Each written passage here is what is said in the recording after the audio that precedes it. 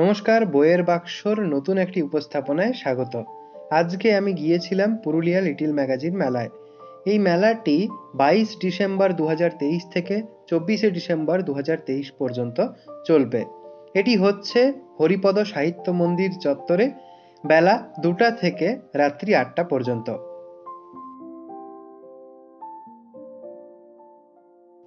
হাতে অল্পই সময় ছিল, সেই কারণে খুব বেশি ভিডিও তুলতে পারিনি।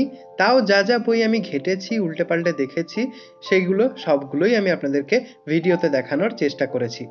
আশা করি ভিডিওটা আপনাদের ভালো লাগবে।